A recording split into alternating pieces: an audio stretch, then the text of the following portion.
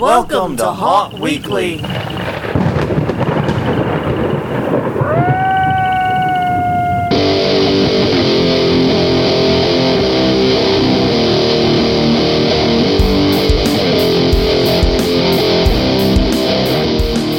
Hello, everyone. I'm Jonathan. I'm Crystal. And this is Haunt Weekly, a weekly podcast for the haunted attraction, haunted entertainment community.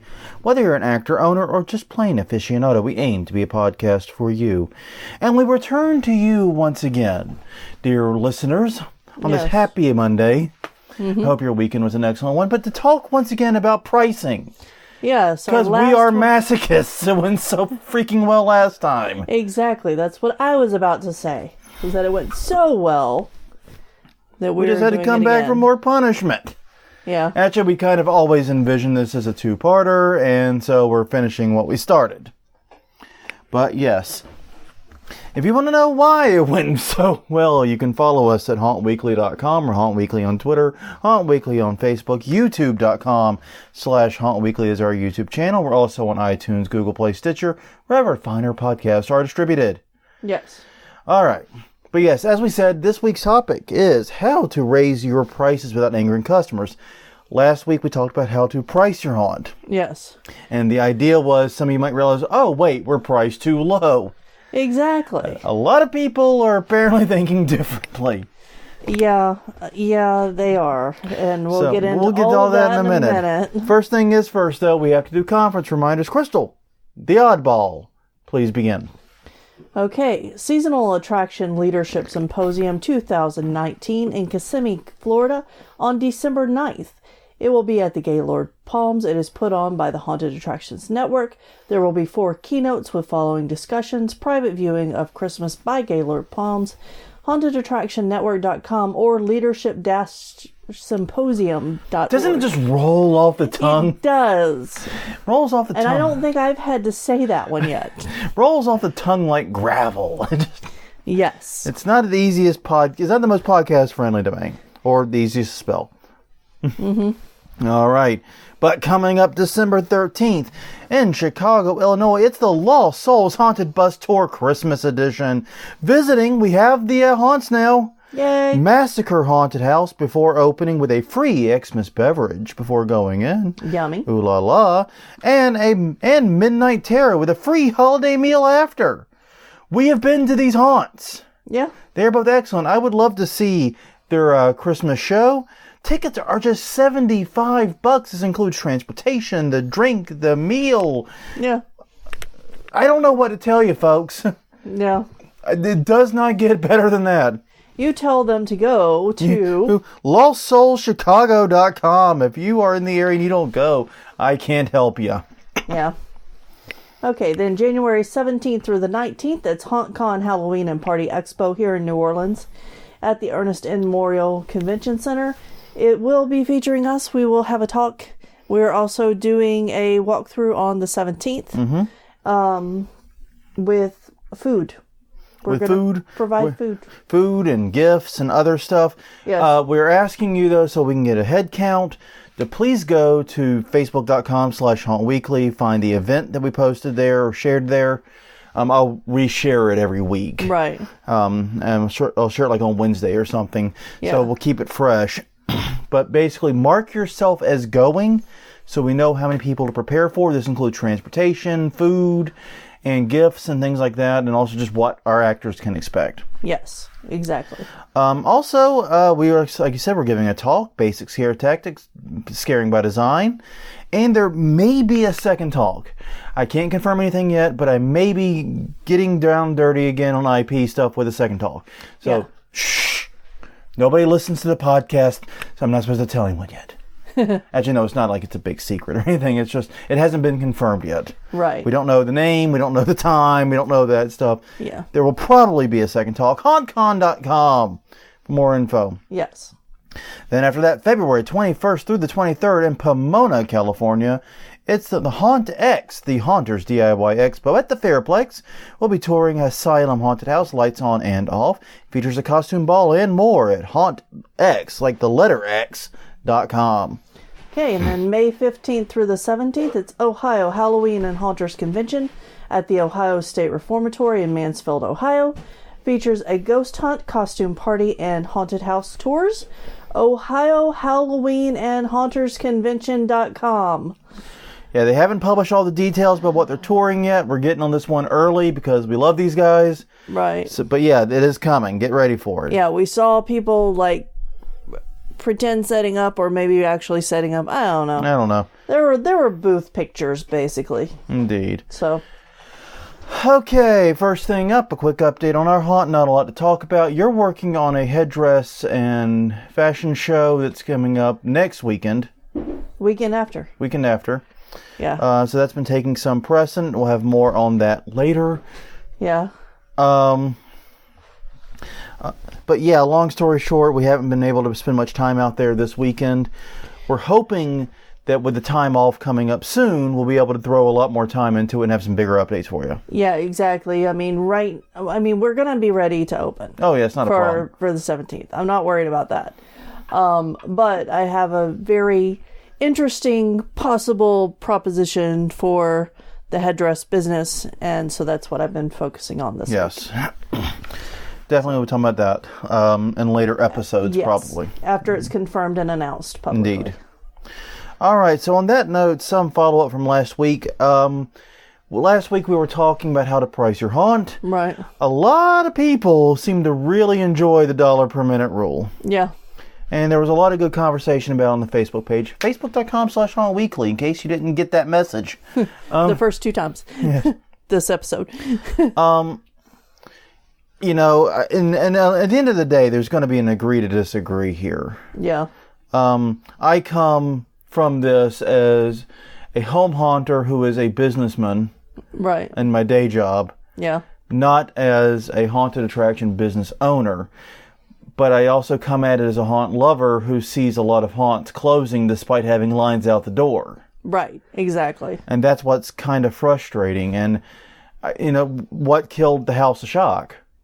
They didn't make enough money. No. They had 5,000 people a goddamn night. Yeah. They had crazy lines. Yeah. They didn't make enough money. Yeah. It's really that simple. I mean, they killed them twice. Yeah. I know. Not just once, twice. Yeah. I mean, so yeah, here's the thing about the $1 per minute rule. And I like I said, I knew I had summoned a dick-kicking demon when I ever raised it on this podcast. There are times where it is a useful rubric. I don't dispute that. Right. But we've got to get our brains out of that space because it's not helping us. No. I mean, here's the thing. Are Gucci bags and Rolex watches overpriced? They provide less bag and less watch per dollar. Yeah. I mean, you spend like thousands of dollars on a Rolex. I spent $200 on an Apple Watch. Yeah, and some people spend $10 at Walmart. And getting Timex. Yeah. Maybe they get the little calculator one. Those are cool. That's fashionable, right? I'm hip. I'm trendy. I don't know. I know. Why would you have a calculator watch in 2019? You have a calculator in your pocket. It's called a cell phone. But hipsters. We come full circle. There is a reason. And the price per minute rule also never accounts for quality. I mean, there's a field not far from my house here. Right. It's big enough where I could set up a little trail haunt. It'd take you 30 minutes to get through. It's a pretty big field. And all it is me jumping out and scaring the groups every so often. Is it a good deal just because I only charge $10 per minute? I don't think that's true. No. And then comes what I think is like an economic question. What about inflation? Right. As long as I have been involved in charity and pro haunts, which is about 20 years now, I've heard about $1 per minute. Yeah. So just to go back to 2000, a $1 in 2000 is worth $1.50 today. Yeah. So why is the rule not $1.50 per minute? Yeah. No, that totally makes sense, and it's good points. And the other problem with, I mean, we're doing the same thing the video game industry's doing, because the video game industry is like, oh, video games still cost $60. Yeah. Well, yeah, okay, but not if you want the gold-plated Game of the Year edition. No, and $60 is like the bare admission fee. We're trying to pull that stunt where it's like the base ticket price when it'd probably be more customer-friendly just to raise our prices. Yeah. But anyways, and Item 4, it only puts us against other haunts. If you start trying to take the dollar per minute rule to its conclusion and compare us against other things people could be doing, we lose every time.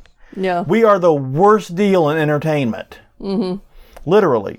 A movie is $10 for 90 minutes. Yeah.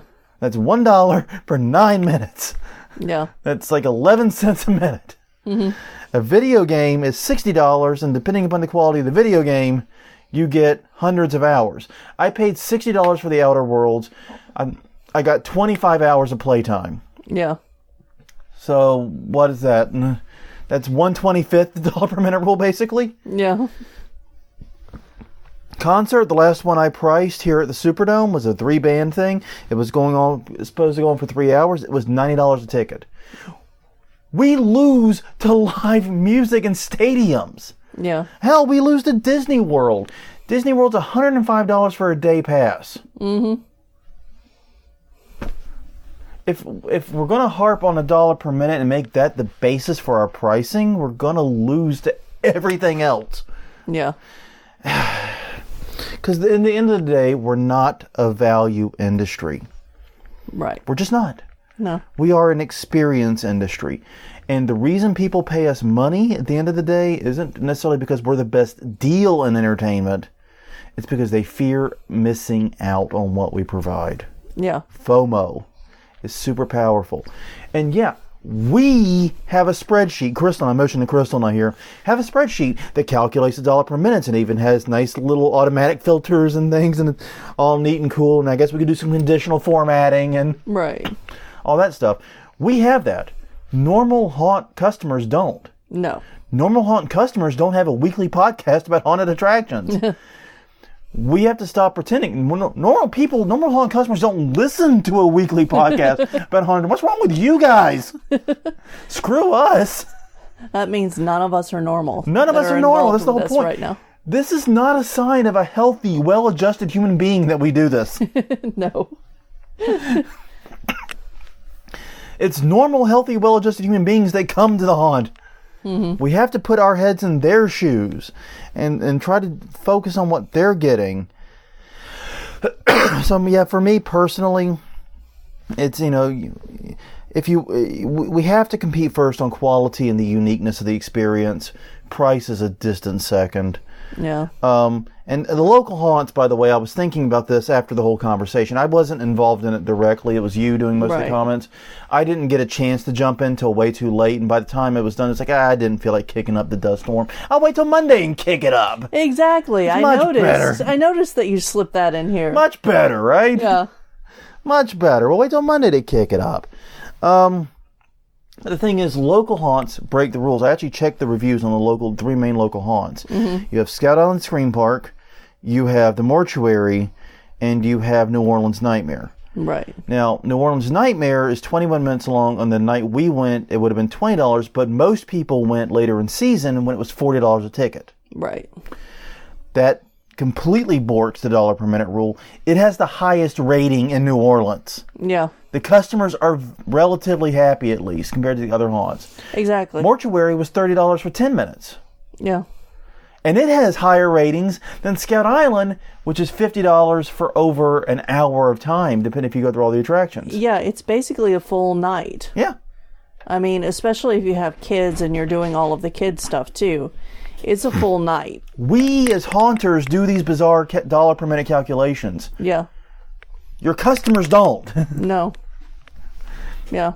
That's the thing to remember. Your customers don't do those calculations. And when they go to Google, and it's kind of embarrassing because actually none of the haunted attractions, dollar per minute rule be damned, in this area have good reviews. None compete with Rise or 13th Gate in terms of the scores. Right. Which, I mean, Yeah.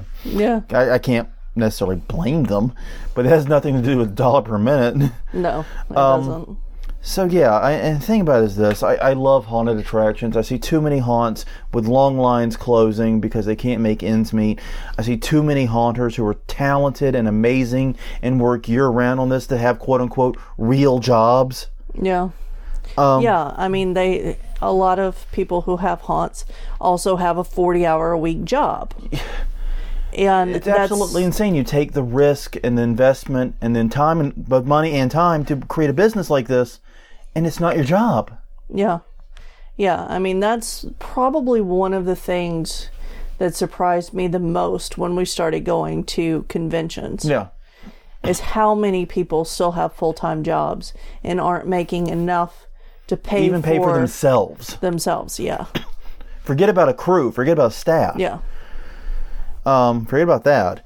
And here's my deal, and this is where we'll do the agree to disagree. Yeah. If you want to use it as a sanity check to make sure that your prices are at least in line with your area, fine. I'll begrudgingly give you that.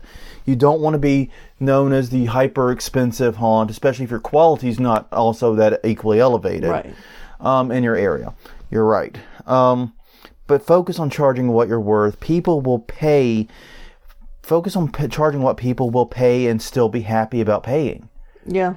A 5-star review and a 5-star, from a customer is just as 5-star if they charge $30 a ticket or $20 ticket. Yeah. If they're happy with it and the transaction makes them satisfied, then yeah, it's a good deal.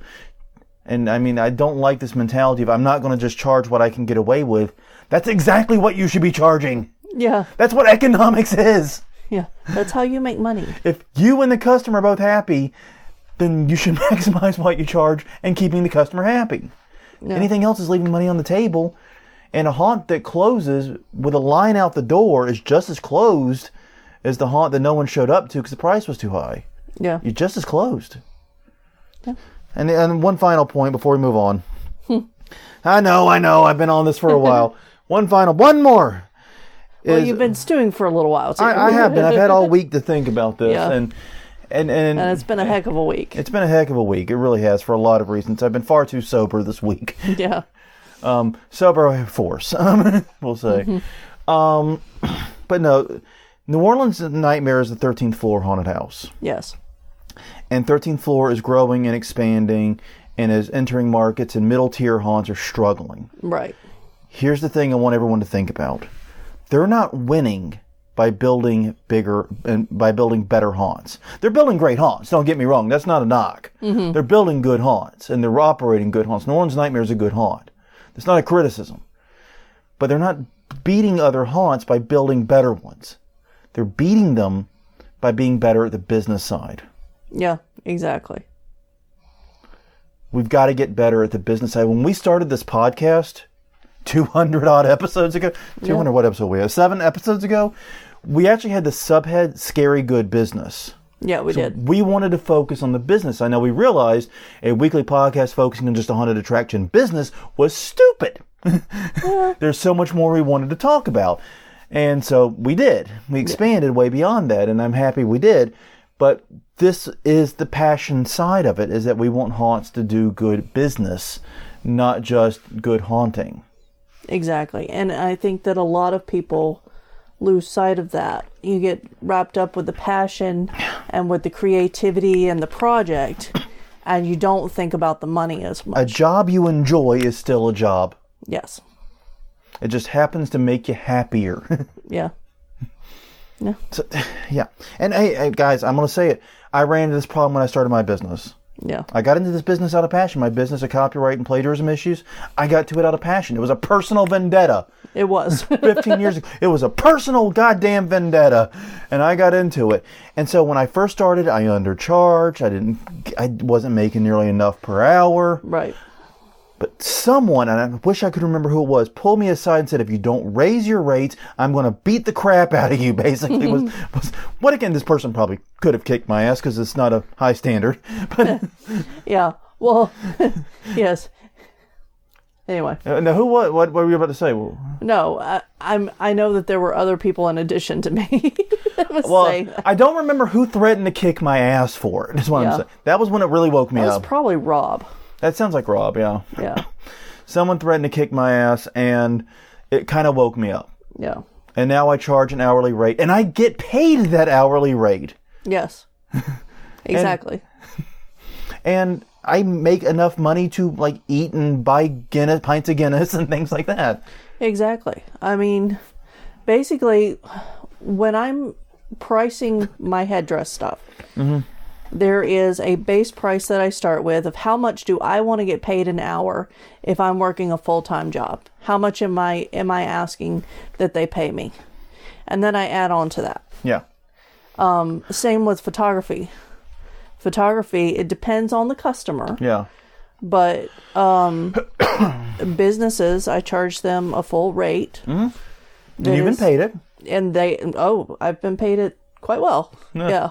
And that's just it. It's like, it's the situation of if you don't charge what you're worth, it's never going to be your actual job. It's never, and you're always going to be riding that knife's edge. Well, and it seems like a thing with entrepreneurs in general is that you undervalue yourself and your work. Because we're doing it out of passion and love. Exactly. At least a lot of people are. We're excited.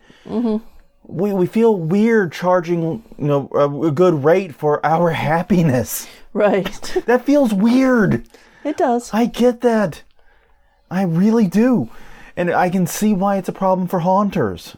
Yeah. Because this makes us happy. We're freaks. We're weirdos. We do not belong in civilized society. For the most part. No, we do not. People who spend all year thinking about ways to scare people, that is not normal. That's not healthy. I don't know. I've never lived any other way. It's normal for me. Normal people seek therapy for these impulses. We build haunted houses. Yeah. No, but so I get it. So, okay, let's say you heard all this and you're thinking about maybe raising your rates. Yes. Because we've blown like 15 minutes on this. We got to get back on the goddamn topic at some point. And I just kicked up a dust storm, and I apologize. Lord, I apologize. Yes. All right. So, why would you want to raise your price? Yeah. Well, the obvious is you're not making enough money. Right. You're not getting the bills paid. You're not able to, to make, your own salary. You're not making enough money for you to live off of. You're not making enough to keep the haunt open. You're not making enough to pay your actors. Whatever the reason, not enough's coming in. It's that simple. If bills can't be paid or you can't invest the time and the resources you need into the haunt, you've got to raise your prices. Exactly. And also, don't forget about inflation. Like, apparently the rest of the haunt industry has. Yeah. Because $1 per minute meant something in 2000. It means something different in 2019. Yeah, and a lot of places will still give you a 3% living wage increase, a lot of jobs. Yeah. So even if it's that little, it's still an increase every year. And it doesn't mean you have to do the increase every year. It just means it has to average out that over time. Exactly. Yeah, it's not about, you got to raise your... Okay, I was $10. I got to make it $10.30 next year or whatever. Yeah. I'm not very good at math. I think that's about right. Yeah, but I mean, like, if... or $10. Whenever the city announced that they were going to start charging more for sewage and water. Yeah. If we had a professional haunt, we would have had to have calculated that into the price and raised it right along. Entergy, our electric company, just raised their rates. Exactly. And we would have blamed them to Kingdom Come, I'm sure. Yeah, we didn't put that in the notes. That should be in the notes. Blame who caused your rates to go up. That's a good point. Exactly. Cast some blame. We'll get there, though. Yeah. But yeah, basically, don't forget about inflation. Don't forget about your costs. They're going to keep rising. Mm-hmm. I mean, it's so convenient and so easy to keep the same price, but that's not how life works. Right. And most reasonable people understand that. Yeah. And that leads to the problem. Raising prices sucks. Yeah. I know I'm talking jovial and encouragingly about it, but I'm not really. Right. Raising your prices sucks. Yeah. Your customers aren't going to like it. No. Flat out tell you. Not usually. But I mean, they're also going to not like it if you close. Yeah. So if you they have a choice there too. Yeah. Yeah, and that's just it. I mean, because the thing about it is this. Some customers, when you raise your prices, may decide that is the limit. That is too much. Yeah. I cannot pay that. I will not pay that to go to this haunt. Yeah. And here's the thing. We are an entertainment industry. We are a value entertainment industry. That is a double whammy. And not a non-value entertainment industry is a double whammy right there that makes us super vulnerable to being price and economy sensitive. Yes. As if the economy is tanking, we're tanking. You see those memes about like, hey, if I pay $50 to go to a haunted house, they better damn well kill me. Yeah. Okay, yeah, it's all in jest. And I admit, we've talked in the past about, I worry about the rising rates at some haunts and how it's going to be unsustainable. Because some haunts have been continuously rising. Yeah, like we did not go to mortuary this year because it was another price raise. But there are other haunts that haven't ever really raised their price and they're becoming unsustainable. Yeah. And so, yeah, I mean, we've talked about both. And honestly, I think some of the 13th floor haunts have hit on some really interesting tricks to raise prices without raising prices. Even if I don't like them as a customer, the segmenting by day and all that has worked pretty well for them. Yeah. But yeah, like I said, more on that in a minute. But yeah, we are an entertainment industry. That makes everyone very price sensitive. If someone loses their job or has to go back to part-time, the first things they do is stop going to haunted houses, stop going out to bars, and cut their Netflix subscription. Yeah. They're not going to stop paying their rent or stop eating food. No. Turns out those things are kind of important. They are.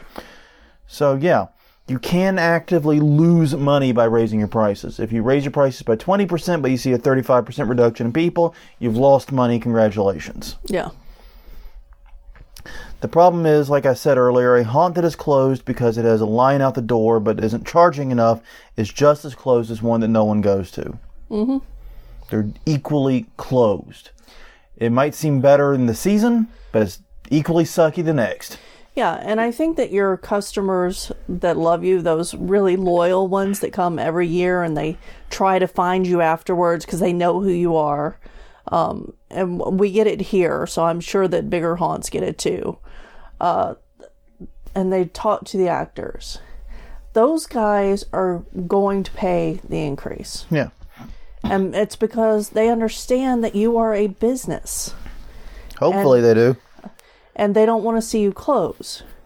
So, yeah. Ultimately, the goal is to raise your price while maintaining your customer base. Yeah. While maintaining the amount of customers you have. If you raise 20% and don't lose any customers, you made 20% more money. Right. That simple. So the first step is to survey and analyze your potential audience. Now, I said potential audience for a very goddamn good reason we're getting to. Ask the people in your area, and now's a good time to think about doing this, actually. Right about now is a good time. Ask them how much they'd be willing to pay. And because remember that people don't actually know what they're willing to pay in the moment, because right now you don't have the FOMO, you don't have the marketing in full force. Right. You don't really have all that going. So it's kind of impossible for them to actually know, but it might give you an idea. And how would you suggest asking people? Honestly, what I would do if I were, especially if I were a larger haunt, is I would approach a market research company about this. And MRC, I looked it up. There's 4 in New Orleans. Mm-hmm. And what they do is they operate focus groups, they do surveys, they do things like that. Let them handle it. It's not that much money compared to what you could lose, especially. Right. And they can really help they have the ability to reach a broader group than you can. Other than that, what I would say is, do you have an email list or a Facebook page? Do you have a way to reach your customers? If so, now in the off season might be a good time to post a survey or two. Right. Now what you don't want to do is grab people after they leave the haunt and say, hey, glad y'all had fun. How much would you pay $30 for this next year? That will never work. No, and we've been asked that. Oh, yes, multiple times. Oh, many times, actually. Yeah, granted, we're not the normal haunt customer. No, once again, we are not normal haunt customers. Right, they weren't asking everybody, they were just asking us. But no, we've had that asked multiple times. Yeah. And the reason that doesn't work is simple. Customers at that point have 2 mindsets. Well, technically 3. One is they can be pissed off and feeling ripped off. Yeah. Which point you do need to know that. Yeah. But the 2 mindsets they could be having is, 1, the FOMO is gone, they're relieved, they're happy with the experience. And the other is they are amped and full of energy and excited. If they are the first kind there, where they are just like chilled out, they're not going to support any price increase. Their FOMO's gone, they're mellow, and they just pay $25. Why would they agree to pay $30 for something they just paid $25 for 20 minutes ago? Yeah. That's silly. Yeah, and I will also say, and I this is where I'm putting it in. I don't know if it goes here, but I have seen one haunt offer a free night. Yeah. Don't do that. No. You're worth more than free. Yeah. You're definitely... which haunt offered a free night? I'm trying to... The one in Mississippi. Oh, okay, yeah, I know what you're talking about now. Yeah, don't do a free night. The reason is because that kind of price discrimination just basically means all of your potentially paying customers now become free customers. And once that FOMO is gone, once they've seen the show, once they know what's in there, they're probably not going to be interested in paying to go back through. No, and if they're like us and go, okay, nobody's like us, but if they are looking for the deals early, then they're going to see, oh, you've got a free night. Well, I'm going to bring all of my friends to the free night, and that means we can go to a different haunt on a different night. Yeah, we save or our money that concert, or that other thing to do. No, that does completely break the dollar per minute rule. It does. Yeah, so don't pull your existing customers aside, though, like we were saying, and just ask them. That doesn't work. You've got to do it, like, right about now is a good time, or otherwise, like, mid-season. And you could also conceivably do it as your marketing ramps up, but before you open. Yeah. When people are getting excited. But at that point, it's too late, really, to change your price point for that year. Right. You'll be changing it for next year. Yeah. So if you're trying to get next year 2020 price down, I would start now. Yeah. Look at your area's demographics. We talked previously about the 10, 20, and 30-minute rule and all that. Look at those areas and look at the demographics. How many people are there? How wealthy are they? And how much they spend on entertainment. This is stuff you can learn from zip code alone. Yeah, it is. Like, one of the scariest things I learned in marketing class is all the information you can tell about someone from their zip code. Yeah. It's downright frightening. It is. Yeah. I mean, it's not perfect. You know, like, obviously, like, some zip codes have variants. Like, I know there are people that live in 90210 that are not, it turns out, on syndicated TV shows. Yeah, that's very true. Yeah. But otherwise... Yeah. But I mean, going back to it, because I do have a new business that's starting to take off. I have stopped doing shows at places where the customer base isn't willing to pay a higher price for the drinks offered. Yeah, it's an interesting microcosm you've had. Yeah. Because you've done shows, some pretty popular shows in terms of foot traffic. Yes. At bars with super cheap drinks, known for their free cover and these really great deals. Right. And even though, like, hundreds of people come by, none of them spend any money. No. You walk away not even making table. No, and I talk to other vendors, and it's the same. It's not just me, it's everybody. It's everyone, yeah. The whole thing is not working. And meanwhile, you go to another bar that's well known for their more expensive cocktails and higher end clientele. You know, a couple hours. You might see 40 people. You might see 40 people, but everyone's buying, and you're making hundreds of dollars in a very short period of time. Yeah. So, yeah. So know your market. Know your market. Know and know who's around you. Yeah. Because what your goal is to find out if you can even absorb an increase. Right. You might not be able to. If their entertainment budget is too stretched, if the market doesn't support, it's not large enough, an increase might not even be worth considering. Yeah. There are a few things you can do if that is your position, but you're up against the wall. Yeah. You're limited by your demographics. This is one of the first things you need to understand. Okay, step 2 is to try to find ways to offer more haunt, or more perceived haunt at least, at low to no cost. Right. The easiest, and the one that we're seeing all over the industry right now, is splitting the haunt in 2, or 3, or 4, or whatever. Yeah. You know, basically you take a 15,000 square foot haunt and you make it 2 7,000 square foot haunts. They're different themed, and you offer a combo ticket. It's not easy in that you have to do a lot of rearranging and so forth, but it is easy in terms of how you present it to the customer. Right. This is a gimme. It is. And I mean, even if you don't do that, if you find ways to reposition panels to extend your walkthrough, like 13th Gate did this year, then that's another way to add perceived value. Yeah. Even if that's not necessarily value you can necessarily present to the customers immediately. Right.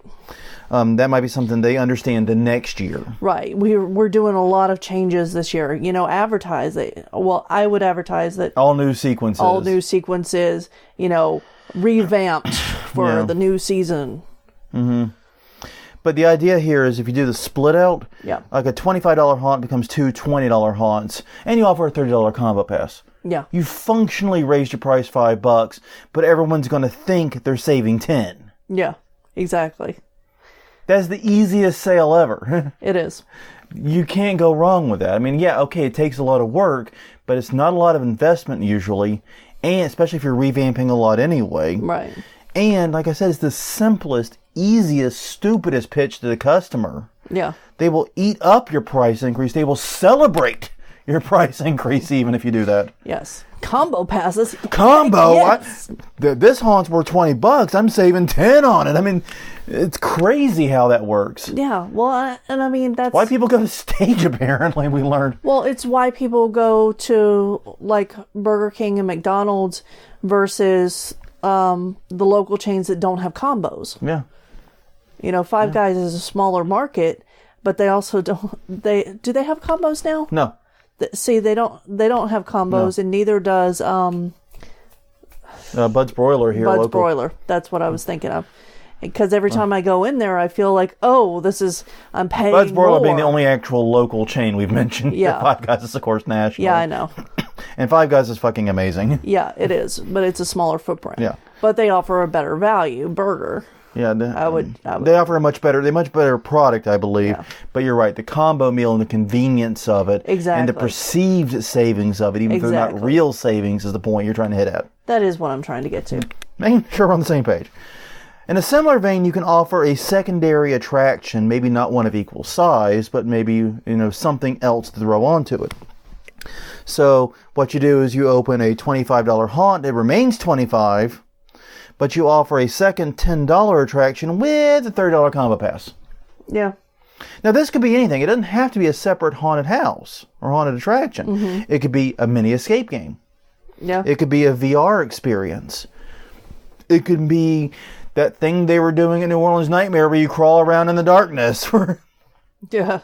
That we didn't get to do. It could be any number of things, any number of experiences that people might be willing to pay $10 a ticket for example, in this case. It doesn't even have to be, like I said, another haunted attraction. It doesn't have to be directly related. It doesn't have to be the same thing. Yeah. But the idea is, this attraction here adds value, whatever it is, and you pair that with your haunt to give a higher ticket price. What do you think about, and this just popped into my brain. Uh-oh. This is the most dangerous part of the podcast, people. I know. So there's two things going on in my brain right now. The tension is strong in the room. One is, what about offering VIP information through like a Patreon? If you pay $5 a month through Patreon, you get behind the scenes shots and information about what you're doing in the haunt for those really loyal, super excited customers. We talked briefly about Patreon for haunting. We did. Way. We talked about crowdfunding in general for it. Yes. I think Patreon came up in that crowdfunding and haunting. Yeah. And Patreon came up. That is not a bad idea, especially if you pair it with discounts. Right. Exactly.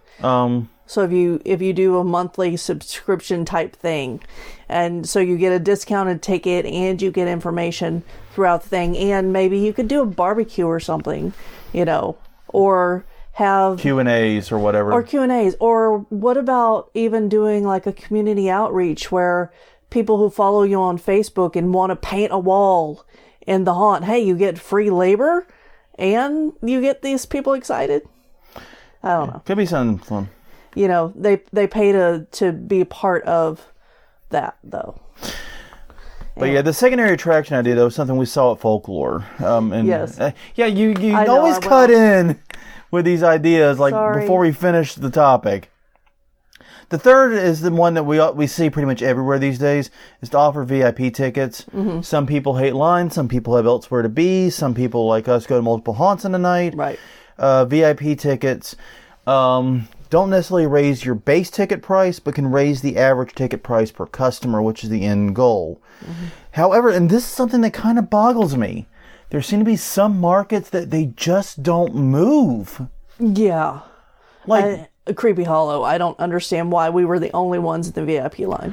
That was... Okay, Creepy Hollow in Houston. We talked about this on our Houston Trip podcast. This boggled my mind. The VIP, I think, was $10 more a ticket. Yeah. It's like the cheapest VIP upgrade I think I've ever stumbled into. And the lines were fucking murder. Yeah. I mean, they were out the yin-yang. And we just walked right into every attraction because there was no one else in the VIP. No. And people looked at us like we had turds hanging out of our mouth when we talked about, oh yeah, we got VIP passes. We were only doing it so we could get to Houston Scream Fest right before they closed. We were on a timetable here, but my God, you know. Yeah, but seeing those lines, I still would have bought the VIP upgrade. One glance at those lines, I would have $10. Hell yeah. Exactly. No way I'm standing in that line where the actors can't even get at me. No. Yeah, no, that'd have been the easiest purchase in my career, my haunting career. Yeah. But yeah, and then meanwhile there are other haunts where the VIP line's the exact same length as the regular line. Mm-hmm. And in fact, I see threads in haunt groups sometimes. Hey, when you have a long VIP line, do you just let the VIP line in, or do you space them one at a time? How do you do it? My God, I guess it's just a market-to-market thing. I mean, yeah. Houston, they don't move. No. New Orleans, sometimes they do. And like at Scream Park. The Scout Island, people bought VIP passes though no one was there. Yeah, we feel bad for them. Yeah, because those were expensive VIP passes too. That was not a light upgrade. No. Anyways. And then, by the way, the VIP pass is a price you can increase without any fear of ticking off your customers. Right. This is a way to raise your average price per customer without risking your regular customer. The plebeians will be fine. Yeah. Okay.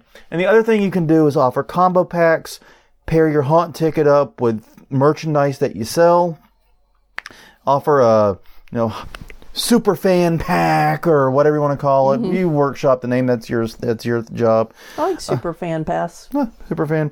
Basically, you pair the haunt ticket with merch you already sell. A $25 ticket becomes a $40 pack with a t-shirt and pin and, I don't know, a hat or whatever you want. Whatever works and makes sense financially to throw in there. Yeah. You figure that part out. But once again, it raises the average ticket price per customer without actually raising the ticket price. Yeah.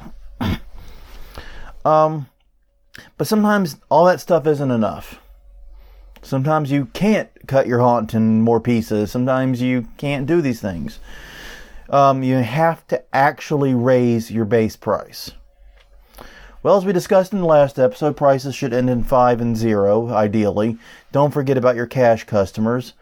So from 20 to 25, 25 to 30, etc. It's pretty easy to do. Mm-hmm. The only exception in my head was if you have a $10 haunt, which I don't think many people do anymore, going from 10 to 15, that's a 50% increase. That's a mighty big ask. I would say go 10 to 12 and then to 15. Have a space there.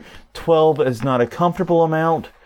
Like I said, I hated working the ticket booth when I was at a $12 haunt. Yeah. It just makes everything ugly. Right.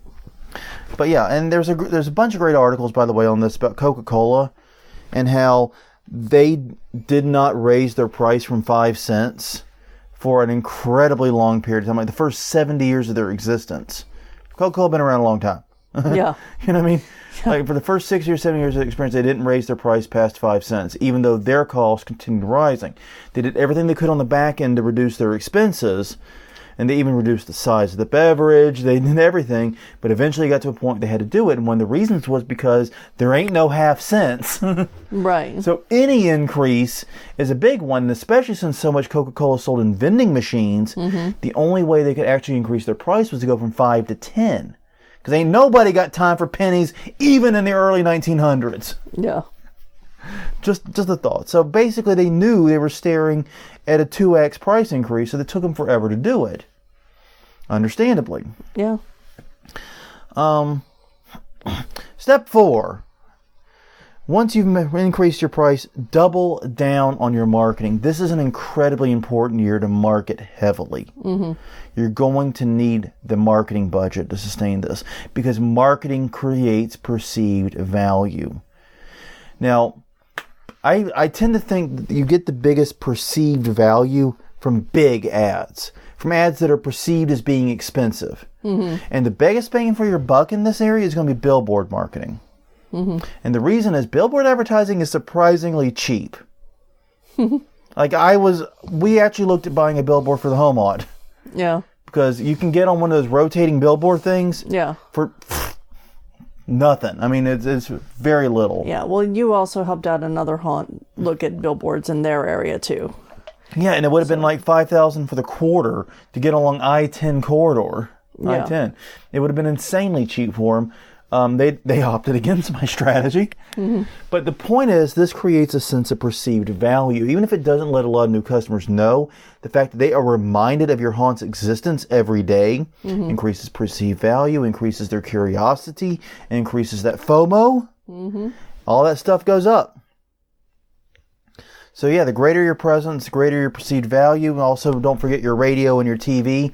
Be where they are. What? Yeah. One thing on the radio, though, make sure that you aren't using the same radio voice as everybody else in the area.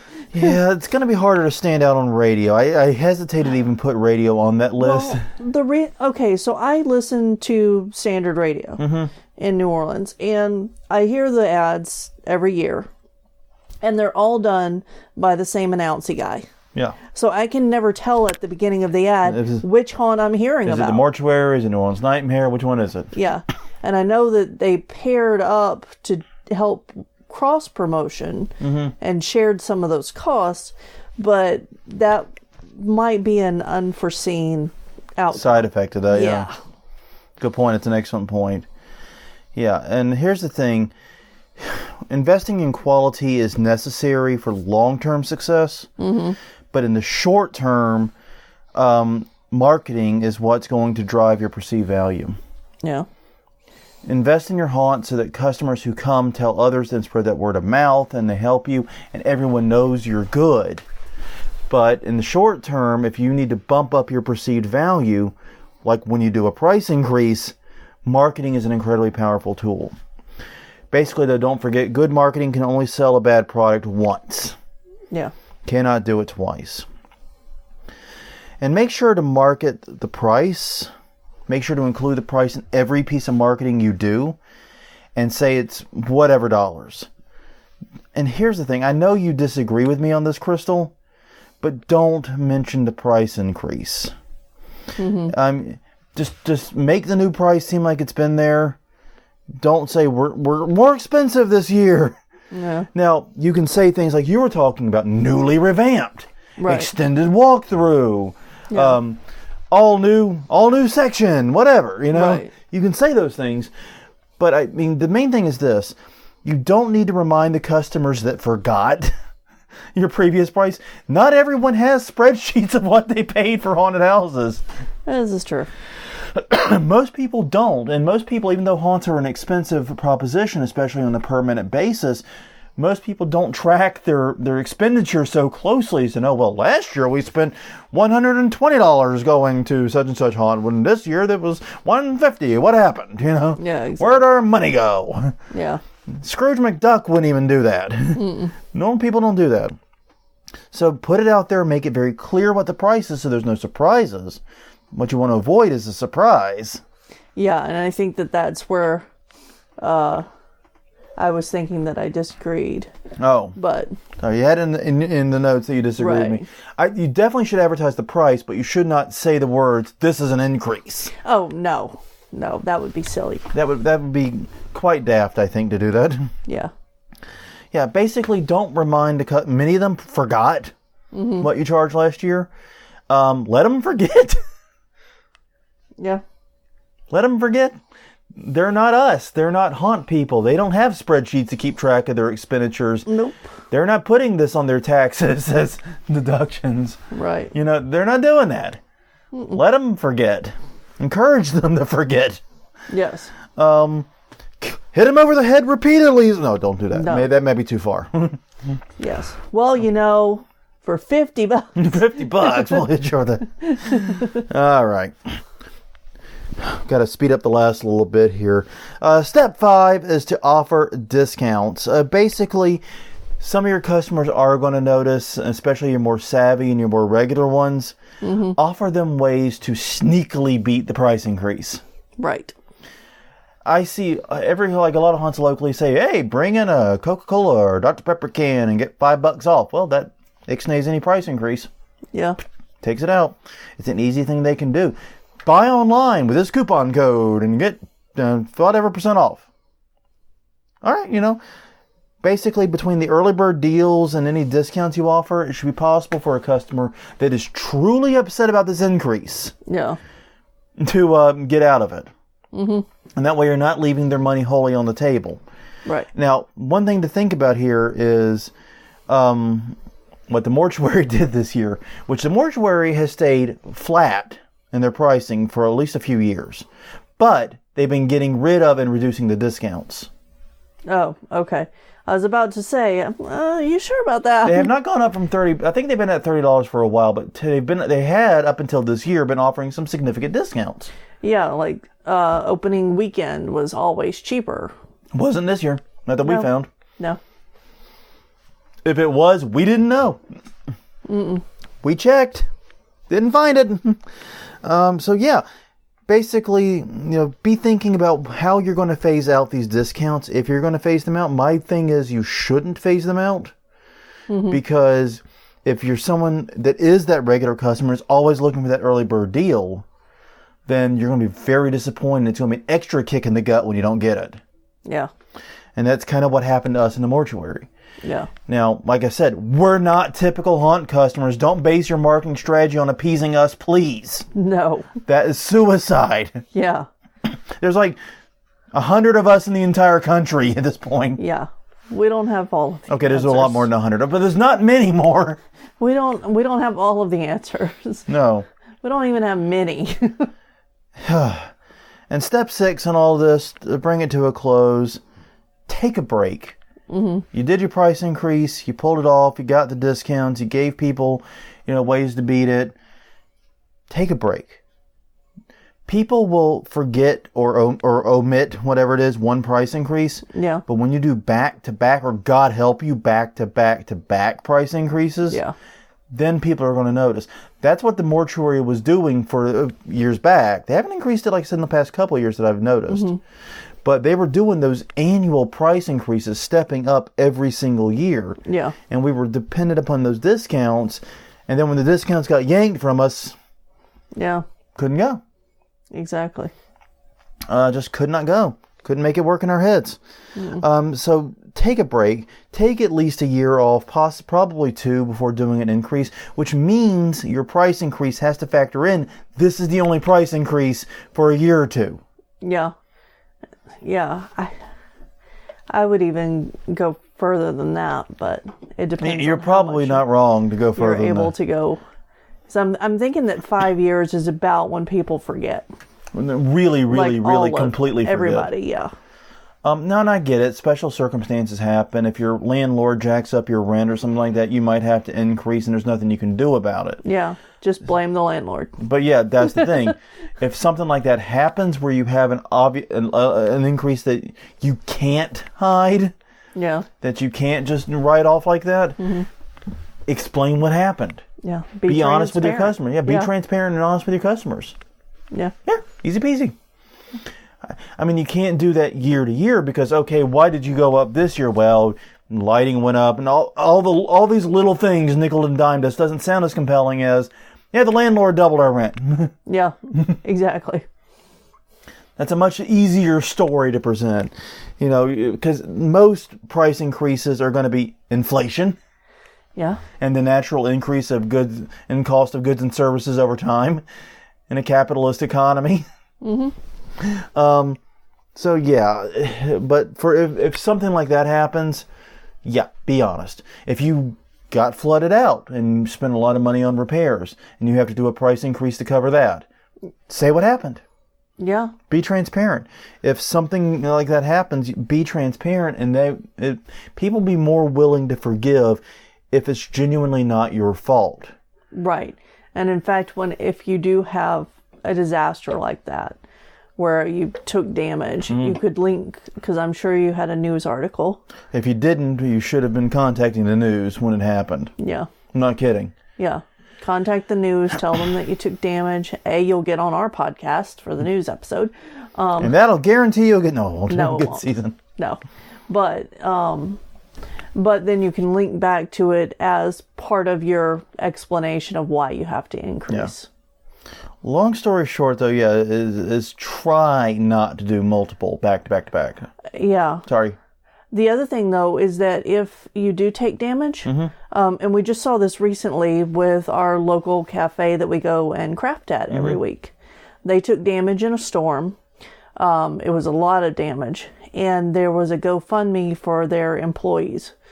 So I think that you could probably get help with if it was severe enough, yeah. Yeah, if it was severe enough from your customers, just ask them, hey, this is how much in damages we took. Can you help us rebuild? And we'll give anyone who donates something off at the start, or a special gift or something. The community generally is pretty willing to forgive community members. That's one of the advantages we really do have as an industry, is even like 13th floor haunts ultimately are run and operated by people in the community. Yeah. And this isn't some evil corporate overlord coming in and dictating terms, whatever. So, like if Burger King gets damaged in a storm, that's Burger King's problem, not... Right. You're not getting a GoFundMe from me outside of maybe one, like I said, to help the employees. Right. But local cherished businesses, especially charity haunts, oh yeah, you can turn for that. But like I said, as far as like using this when doing a price increase, being honest and transparent about the reason if something like that happens is better than trying to play dumb. Yeah. Because if you're going to do a price increase that you know is going to hurt, you know is going to anger, there's nothing you can do. Just be honest. Yeah. Be honest. Well, that's all I have. It's been a wild week for a lot of reasons. It has. I am now very glad that it is coming to a conclusion, and I hopefully can start a more normal one next week. Yeah, well, for one, I won't have to work the weekend at work. That would be nice. It would be. Well, on that note, thank you very much for joining us for this past hour. Greatly appreciate your time and company. Hope that this was useful to you and that we don't get, crucified over it. Please don't murder us.